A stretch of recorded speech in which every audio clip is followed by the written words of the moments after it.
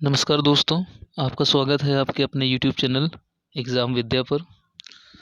आज हम शुरू करने जा रहे हैं बहुत ही महत्वपूर्ण प्रश्नों की श्रृंखला जो कि प्रीवियस ईयर क्वेश्चंस से लिए गए हैं और जिनका आने वाले एग्ज़ाम में बहुत ज़्यादा महत्व है और डेफ़िनेटली ये किसी न किसी एग्ज़ाम में आपको देखने को मिल जाएँगे और बहुत ही अच्छे-अच्छे प्रश्नों का हम लोगों ने संग्रह किया है।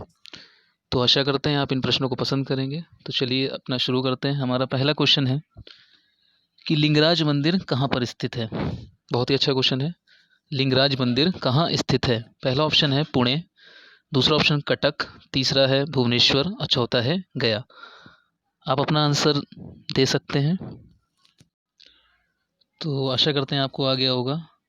आपका सही आंसर है ऑप्शन नंबर थर्ड, भुवनेश्वर। आपको बता दें, ये मंदिर उड़ीसा का सबसे बड़ा मंदिर है और भगवान शिव को समर्पित ये मंदिर है, जहाँ पे भगवान शिव को हरिहर के रूप में पूजा जाता है। हरिहर आप जिसे कह सकते हैं विष्णु और शिव जी के कॉम्बिनेशन मान सकते हैं। तो आशा करते हैं आपको प्रश्न समझ में आया होगा। सेकंड ऑप्शन की अगर बात करें, सेकंड क्वेश्चन है कि महात्मा गांधी ने किस व्यक्ति को अपना राजनीतिक गुरु माना है? आपका ऑप्शन है विपिन चंद्र पाल, बाल गंगाधर तिलक, गोपाल कृष्ण गोखले या दादा भाई नौरोजी। आप अपना आंसर दे सकते हैं। जैसा कि बहुत ही आसान सा क्वेश्चन है और इसका option number B Gopal Krishna Gokhale बिल्कुल सही है।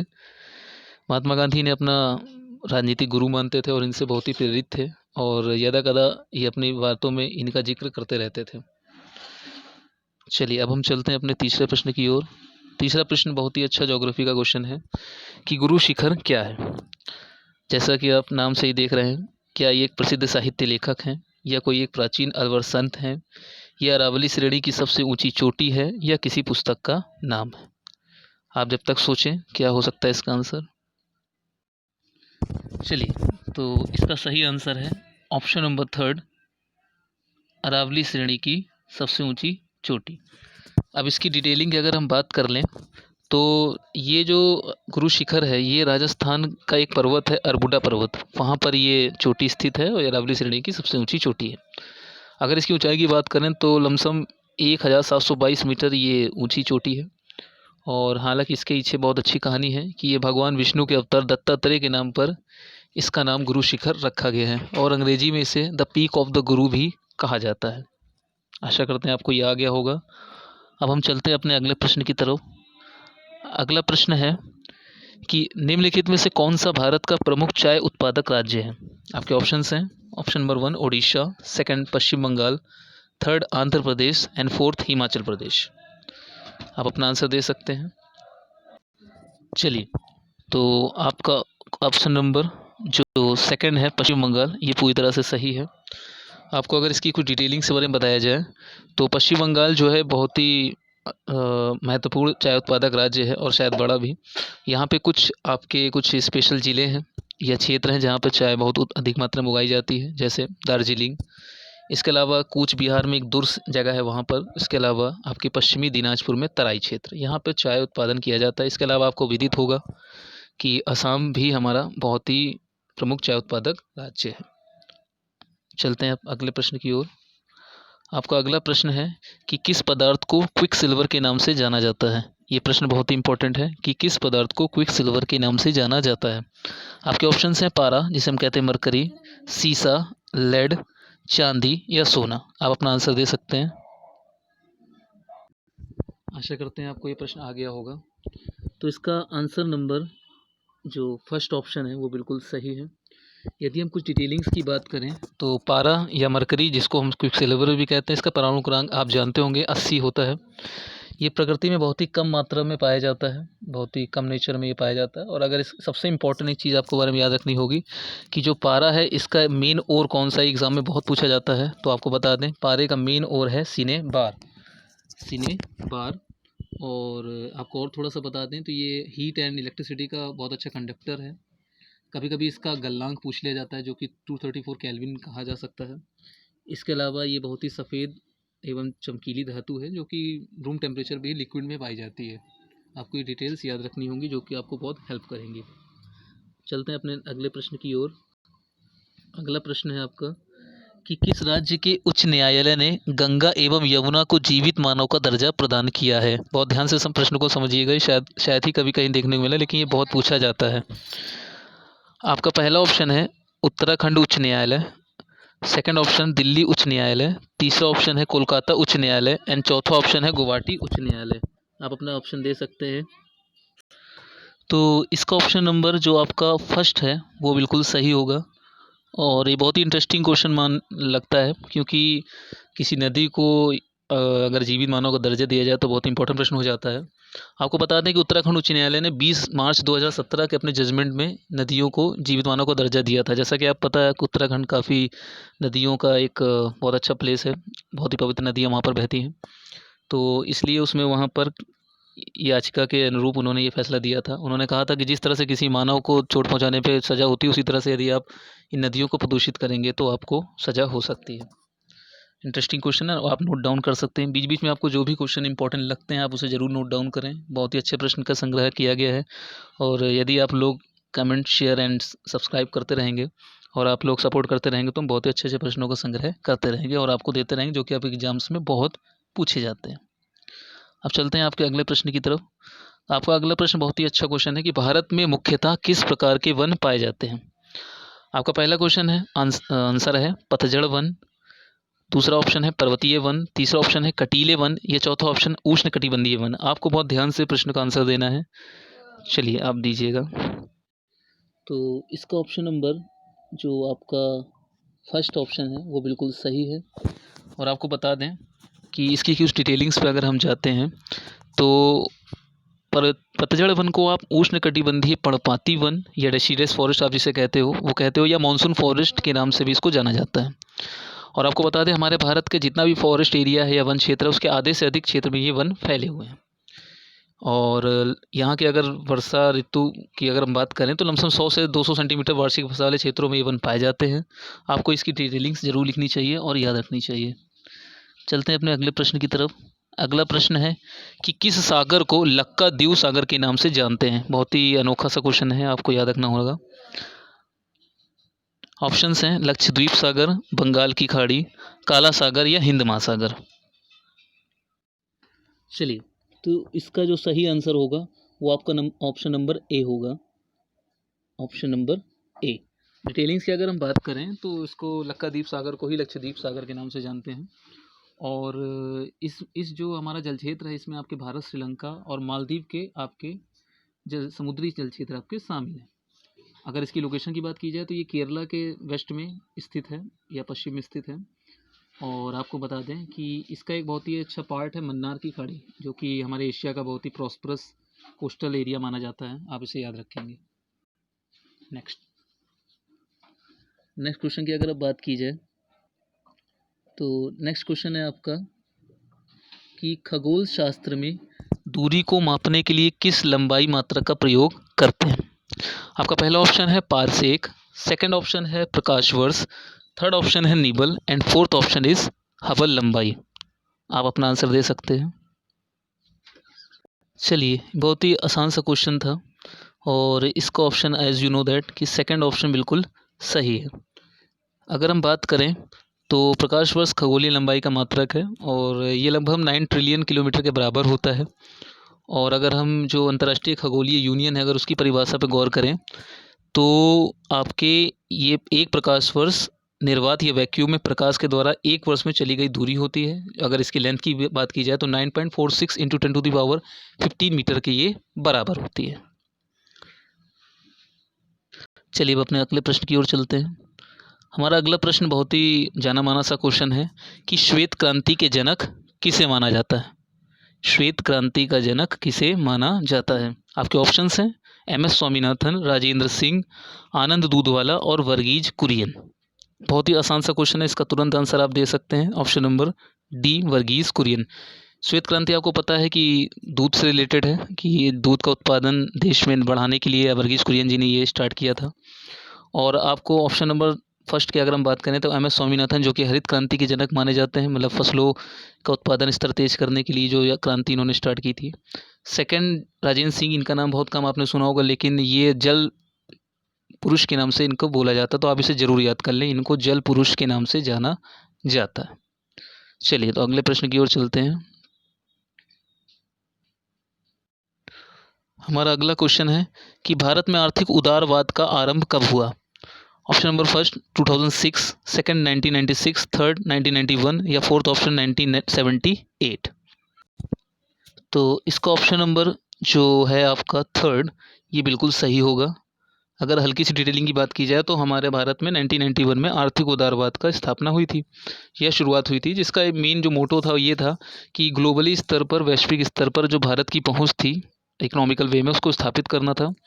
और इसके द्वारा जो हमारी इंडियन इकोनॉमी थी उसके लगभग हर सेक्टर में, कि कैसे आपको मार्केटाइजेशन को प्रमोट करना है या कैसे आपकी जो विदेशी निवेश प्रक्रिया है उसको बढ़ावा देना है, तो इसको इन्होंने बढ़ाने का सोचा था। और अगर आप बात करें इससे फ़ायदा क्या हुआ, तो इस उदारीकरण से ही जो है भारतीय अर्थव्यवस्था में जो हमारा आयात शुल्क होता है उसमें कमी आई, बाज़ारों से थोड़ा नियंत्रण हटा, करों में कटौती जो थी, इसके अलावा जो ज़्यादा से ज़्यादा एफडीआई या विदेशी निवेश जिसे कहते हैं उसको शामिल किया गया। ये इसके कुछ फीचर्स हैं, आप इसे याद रखेंगे। हमारा अगला प्रश्न है कि बृहदेश्वर मंदिर का निर्माण किसने कराया था? Option is Rajendra Chola, second option Raja Raja Chola first, third option is Gangdev and fourth option is Raja Mansingh.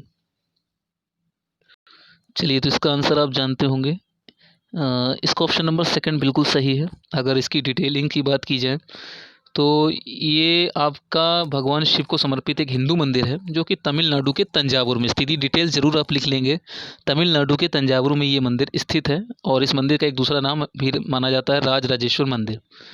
और चोल वंश के राजा थे राजा राजा चोल फर्स्ट, इनके द्वारा ये मंदिर बना था और 1010 ईस्वी में ये मंदिर तैयार हुआ था। और ये इसके विषय में क्वेश्चन रेलवे एनटीपीसी में पूछा जा चुका है कि ये मंदिर कौन से पत्थरों से मिलकर बना हुआ है। तो आपको ध्यान रखना है कि ये जो मंदिर है ये ग्रेनाइट के पत्थरों से बना हुआ है। आपको ये चीज़ याद रखनी होगी, ग्रेनाइट के पत्थरों से बना हुआ है। नेक्स्ट क्वेश्चन ये है कि भारत की स्वतंत्रता के बाद स्थापित होने वाला उच्च न्यायालय कौन सा है? आपको ऑप्शंस हैं उड़ीसा उच्च न्यायालय, छत्तीसगढ़ उच्च न्यायालय, जम्मू कश्मीर उच्च न्यायालय और मेघालय उच्च न्यायालय। चलिए तो इसका ऑप्शन नंबर जो आपका होगा वो पहला बिल्कुल सही होगा, उड़ीसा उच्च न्यायालय। ईयर वाइज आप देख लेंगे तो आपको ज़्यादा समझ में आएगा। जो उड़ीसा उच्च न्यायालय था ये आपके 1948 में स्थापित हुआ है और आपका जो छत्तीसगढ़ उच्च न्यायालय है ये आपके 2000 में हुआ है। और इसके अलावा जो जम्मू कश्मीर उच्च न्यायालय है, आपको इसके विषय में ध्यान रखना, ये आज़ादी से पहले का उच्च न्यायालय है, ये 1943 में इसकी स्थापना हुई है। और इसके अलावा जो मेघालय उच्च न्यायालय है ये आपके रिसेंटली 7-8 साल पहले 23 मार्च 2013 में इसकी स्थापना हुई है। तो आप इसकी डिटेलिंग जरूर याद रखिएगा। हमारा अगला क्वेश्चन है, बहुत ही अच्छा क्वेश्चन है कि चूहा मार दवा बनाने में किस पदार्थ का प्रयोग करते हैं? तो इसके ऑप्शंस हैं zinc carbonate, second option zinc chloride, third option है जिंक सल्फेट और फोर्थ ऑप्शन है जिंक फॉस्फाइड। हम आपको यहाँ पे चारों ऑप्शन की इंडिविजुअली बताएंगे, आप इसे ज़रूर नोट डाउन कर लें। चलिए तो शायद आपको ये ज़रूर क्वेश्चन आ गया होगा। तो इसका ऑप्शन नंबर जो आपका फोर्थ है जिंक फॉस्फाइड, ये आपके चूहा मारने की दवा होती है। अगर हम बात करें तो जिंक कार्बोनेट का रोल क्या होता है, तो जिंक कार्बोनेट आपके जैसे कि रोगों, चर्म रोग जैसे किसी को हो जाता है तो उसके मलहम बनाने में इसका यूज़ किया जाता है, स्किन डॉक्टर लोग यूज़ करते हैं। इसके अलावा अगर हम जिंक क्लोराइड की बात करें तो इसका बहुत सारा यूज़ होता है, ये लकड़ी के जो कीड़े होते हैं उनको बचाने को उस पर लेप कर दिया जाता है इसी का। इसके अलावा जो आपके तांबा कांच वगैरह होता है उनकी सरफेस को जोड़ने के काम भी आता है और ये बिल्कुल पाउडर जैसा होता है बिल्कुल। और इसके अलावा इसका यूज़ टेक्सटाइल उद्योग में भी होता है, कपड़े के उद्योग में भी होता है। अगर जिंक सल्फेट की बात की जाए तो आपके ये इसका भी आपके अलग अलग तरीके की रासायनिक क्रियाओं में इसका प्रयोग हम करते हैं। अगला क्वेश्चन है आपका, ये क्वेश्चन शायद ही कहीं आपको देखने सुनने मिलेगा लेकिन रिसेंटली ये पूछा गया है ये पीसीएस के एग्ज़ाम में कि ISO 9001 2001, ये आप किसी भी प्रोडक्ट में देखते होंगे ये मार्किंग होती है कि ISO 9001 2000 प्रमाण पत्र प्राप्त करने वाला भारत का पहला स्टॉक एक्सचेंज कौन सा है? आप इसे ज़रूर नोट डाउन कर लें। आपके ऑप्शंस हैं first Bombay stock exchange, second option है national stock exchange, third option है Nikkei stock exchange and fourth option is FTSE। आप इसे आंसर सोचें क्या हो सकता है। चलिए तो आपका इसमें ऑप्शन नंबर जो फर्स्ट है बॉम्बे स्टॉक एक्सचेंज, ये आपका सही आंसर है। अब आपको हम थोड़ा थोड़ा इसके बारे में बता दें कि जो बॉम्बे स्टॉक एक्सचेंज है इसकी जो स्थापना हुई है वो 1875 में हुई है। और ये आपकी जो हमारे भारत की जो सेंसेक्स 30 जो हमारी अग्रणी कंपनियां होती हैं उनके शेयरों पे ये एक सूचकांक होता है, एक तरीके इंडेक्स होता है। और आपको हम बता दें बॉम्बे स्टॉक एक्सचेंज में मोर देन 5,000 से ज़्यादा कंपनियां आपके रजिस्टर्ड हैं। और ये जो ISO 9001 2000 प्रमाण पत्र करने वाला भारत का पहला और विश्व का दूसरा स्टॉक एक्सचेंज है। बात करेगा अब नेशनल स्टॉक एक्सचेंज की, तो इसकी स्थापना जो है 1992 में एक समिति थी, फेरवानी समिति। आपको ये चीज़ जरूर याद रखनी है, फेरवानी समिति। फे, फेरवानी समिति फेरवानी समिति की सिफारिश पे बनी थी। आपको बता दें कि निफ्टी, आपने कभी नाम सुना होगा शेयर मार्केट पे, निफ्टी 50 कंपनियों की शेयरों पे ये आधारित होता है। थर्ड ऑप्शन है निक्की स्टॉक एक्सचेंज, जो कि आपके जापान की जो आपकी शेयर मार्केट है। इसके अलावा जो FTSE है ये लंदन की शेयर मार्केट है। चलिए अब हम चलते हैं अपने अगले प्रश्न की तरफ। अगला प्रश्न, बहुत सारे हम लोग नृत्य पढ़ते हैं लेकिन ये नृत्य बहुत इंपॉर्टेंट क्वेश्चन है कि सत्रिया नृत्य किस राज्य से संबंधित है। सत्रिया नृत्य किस राज्य से संबंधित है। पहला ऑप्शन है Meghalaya, second option Tripura, third option है Assam and fourth option Nagaland. आपको ये जो बताना है। तो इसका जो सही आंसर है वो आपका ऑप्शन नंबर थर्ड होगा। ऑप्शन नंबर थर्ड आपका असम, वहाँ का ये मेन आपका नृत्य है, डांस फॉर्म है। और इसके बारे में बहुत ही इंपॉर्टेंट डिटेलिंग ये है कि 15वीं शताब्दी के आसपास महान एक बहुत ही वैष्णव संत हुए हैं जिनका नाम था शंकरदेव। शंकरदेव ने मठों में अंकिया नाट के मतलब उसके सपोर्ट में ये सत्रिय नृत्य विकसित किया था। आपको हम बता दें कि इसकी बहुत सारी विधाएं होती हैं, जैसे कि अप्सरा नृत्य, बेहतर नृत्य, चाली नृत्य, दशावतार, मंचोक, रास नृत्य, ये सारे इसके विधाएं होती हैं। और शंकरदेव ने इसके लिए गाने भी संगीतबद्ध किए थे, जिसे बोर गीत कहते हैं। बोर गीत का नाम जरूर याद रखिएगा, पूछा जा सकता है। ये इन्होंने संगीतबद्ध किया था। और इसके बारे में जो सबसे इम्पोर्टेंट डेटा ये है कि इसको 2000 पर 15 नवंबर 2000 में शास्त्रीय नृत्य की सूची में शामिल किया गया। ये डेटा आप जरूर सुन के नोट कर लीजिएगा। 15 नवंबर 2000 को शास्त्रीय नृत्य की सूची में इसको शामिल किया गया था। इसके 2-3 बहुत अच्छे नृत्यकार भी हैं, जैसे कि जतिन गोस्वामी, इंदिरा पीपी बोरा और भयन मोटकर आदि। मनीराम दत्ता भी इसके बहुत फेमस आपके नृत्यकार हैं। चलिए अब आपका ऑप्शन, अगला क्वेश्चन चलते हैं कि किस भारतीय क्लब की ओर से, किसी यूरोपीय क्लब की ओर से खेलने वाले भारत के प्रथम फुटबॉल खिलाड़ी कौन थे। ऑप्शन फर्स्ट है बाउचिंग भूटिया, सेकंड ऑप्शन है मोहम्मद सलीम, थर्ड ऑप्शन है Sunil Chhetri and fourth option है हरमीत सिंह। चलिए तो इसका जो ऑप्शन नंबर जो आपका सेकंड है मोहम्मद सलीम, ये बिल्कुल सही। मोहम्मद सलीम जो हमारे इंडियन कॉन्टिनेंट के पहले ऐसे व्यक्ति थे जिन्होंने 1936 में एक यूरोपियन फुटबॉल क्लब था सेल्टिक FC, वहाँ से इन्होंने ये फुटबॉल खेला था। सेल्टिक FC नाम याद रखिएगा। और इनका एक उपनाम भी है, आप इनका नाम याद रखिएगा, एक उपनाम भी है द इंडियन जगलर। जगलर आपका जो है द इंडियन जगलर, इनको उपनाम मिला था। और लगातार इन्होंने 5 फुटबॉल लीग खिताब दिलाने में मदद भी करी थी अपने क्लब को। चलते हैं, आ सकता है क्वेश्चन रेलवे NTPC में पूछा गया है ये। अगला क्वेश्चन अगर हम चलें, हमारा अगला क्वेश्चन है कि कर्नाटक के किस गांव में आम बोलचाल की भाषा में संस्कृत भाषा का प्रयोग किया जाता है। बहुत ही गर्व का विषय है क्योंकि ये हमारी बहुत ही प्राचीन भाषा है। तो गांव के नाम है मत्तूर, रविदासपुर, श्याम सुंदरपुर और झीरी। आप अपना आंसर दे सकते हैं। दोस्तों इसका जो ऑप्शन नंबर फर्स्ट है मत्तूर, वो बिल्कुल सही है। आपको बता दें कि कर्नाटक का एक ज़िला है शिवमोगा, वहाँ पे ये गांव है। यहाँ पे जो आम बोलचाल की भाषा वहाँ संस्कृत का ही यूज़ किया जाता है, जबकि आपको पता है कर्नाटक की जो राज्य भाषा वो कन्नड़ है। और ये दोनों जो मतलब ये जो क्षेत्र है ये बहुत ही दुर्लभ गांव है जहाँ पे संस्कृत बोली जाती है। नेक्स्ट क्वेश्चन बोला जाए, करो या मरो का नारा किसने दिया था, तो बहुत ही आसान सा इसका आंसर आप तुरंत दे देंगे। बहुत ही फेमस पर्सनैलिटी है महात्मा गांधी। जो हमारा जो भारत छोड़ो आंदोलन हुआ था उसी के दौरान इन्होंने ये नारा दिया था। हमारा अगला प्रश्न है कि बंगाल विभाजन का आदेश किसने दिया था। ये भी बहुत ही जाना माना सा क्वेश्चन है। तो इसका ऑप्शन नंबर जो आपका सेकंड है लॉर्ड कर्जन, ये थे इनका आंसर। और 1905 में इन्होंने बंगाल विभाजन का आदेश दिया था। इसके अलावा थर्ड जो अगला क्वेश्चन है आपका, ये बहुत ही इंपॉर्टेंट है कि महाराणा प्रताप के घोड़े का क्या नाम था। महाराणा प्रताप हिस्ट्री में बहुत ही वीर राजा के नाम से भी जाने जाते हैं, स्वाभिमानी राजा। तो ऑप्शन है चेतक, शेरा, घटक या वायु। तो इसमें ज़्यादा डिटेलिंग की जरूरत ही नहीं, बहुत आसान सा क्वेश्चन है। चेतक इसका सही आंसर है। बहुत ही वीर ये घोड़ा था जो अपने प्राण त्याग दिए थे अपने मालिक के लिए। अब आता है बहुत इंपॉर्टेंट क्वेश्चन कि भारतीय संविधान में पहला संशोधन कब किया गया। आपके ऑप्शंस हैं 1948, 1949, 1951 या 1952। तो चलिए दोस्तों, इसका जो ऑप्शन नंबर थर्ड है 1951, ये बिल्कुल सही आंसर है। यदि हम बात करें तो ये संविधान संशोधन उस समय के जो प्रधानमंत्री थे हमारे जवाहरलाल नेहरू, इन्होंने ये किया था 20 मई 1951 को, जिसको बाद में 18 जून 1951 को संसद द्वारा पारित कर दिया गया था।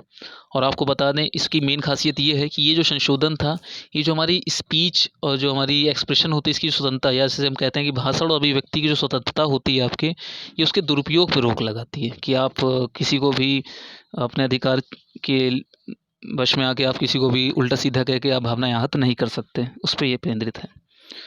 हमारा अगला प्रश्न है कि किस नदी को बंगाल का शोक कहा जाता है। महानदी, सोन नदी, दामोदर नदी या हुगली नदी। चलिए, तो अगर हम बात करें, इसका जो सही आंसर है वो है ऑप्शन नंबर थर्ड, दामोदर नदी। क्योंकि पश्चिम बंगाल के जो भी हमारे जो मैदानी इलाके, वहाँ पे बहुत ज़्यादा बाढ़ लाती है नदी, इसलिए इसको दामोदर नदी को बंगाल का शोक कहा जाता है। और वर्तमान में बहुत जो दामोदर वैली है उसके नीचे के जितने भी क्षेत्र हैं बहुत इससे प्रभावित रहते हैं। हमारा अगला क्वेश्चन है कि प्रथम आधिकारिक अंतर्राष्ट्रीय क्रिकेट मैच खेलने वाली 2 टीमों के नाम क्या हैं। हम लोग क्रिकेट के बहुत शौकीन होते हैं, लेकिन ये शायद किसी को पता होगा। फर्स्ट ऑप्शन है Canada Britain, second option Britain Australia, third Canada America and fourth Britain और भारत। तो हमारा इसका जो ऑप्शन नंबर थर्ड है वो बिल्कुल सही है। आपको बता दें कि जो हमारा ये जो मैच हुआ था, ये आपके 1844 में खेला गया था। ये बहुत इंटरेस्टिंग फैक्ट है। 1844 में पहला मैच खेला गया था। 26 सितंबर डेट थी वो। और जो क्रिकेट मैदान था उसका नाम था Saint George cricket club, blue Midgel park, New York में ये है, वहाँ पर ये खेला गया था। और आपको बहुत ही अच्छा लगेगा, इसमें जो हमारा कनाडा था ये विजयी था। हालांकि ये दोनों टीमें आपकी रेगुलर इस समय नहीं हैं, आपको बहुत ही कम दिखती होंगी, बट इन्होंने ही स्टार्ट किया था। आप चलते हैं नेक्स्ट क्वेश्चन की तरफ। आपका अगला क्वेश्चन है, थर्मोस्कोप का आविष्कार किसने किया था। Option number 1 Galileo, second Harvey, third Newton या फोर्थ मेंडलीव। थर्मोस्कोप का आविष्कार आप जानते होंगे कि ऑप्शन नंबर जो आपका फर्स्ट है वो बिल्कुल सही है। ये इन्होंने किया था 1593 में इसका आविष्कार किया था। और बाद में हालांकि अब थर्मोस्टेट का यूज़, थर्मो जो आपका स्कोप है इसका यूज़ बहुत कम किया जाता है। इसकी जगह थर्मामीटर हम लोग यूज़ करते हैं। लेकिन आपको ये बता दें कि ये पहला आपका थर्मो मतलब जो आपका टेम्परेचर नापने के लिए कोई डिवाइस इस्टेब्लिश हुई थी, तो आप इसे ज़रूर याद रखेंगे। तो हमारे ये 25 प्रश्न बहुत ही इम्पोर्टेंट थे, आप इन्हें ज़रूर देखिएगा। आपको उम्मीद है आपको ये सेशन बहुत पसंद आया होगा। आप इसे लाइक, कमेंट और शेयर करें, जितना आप अपने मित्रों मित्री में फैला सकें फैलाएं, सबको फ़ायदा मिलेगा। और इससे अगर आप हमें सपोर्ट करते हैं तो हम और अच्छा प्रयत्न करने की कोशिश करेंगे, और इम्पोर्टेंट क्वेश्चन जो एग्ज़ाम्स में पूछे जाते हैं या पूछे गए हैं उन्हें संग्रहित करेंगे। क्योंकि हमें इस फील्ड में लंबे समय से एक्सपीरियंस है और हम बेहतर जानते हैं कि कौन से प्रश्न आते हैं, कौन से आपके इम्पोर्टेंट हो सकते हैं। तो चलिए मिलते हैं नेक्स्ट वीडियो में, तब तक के लिए नमस्कार।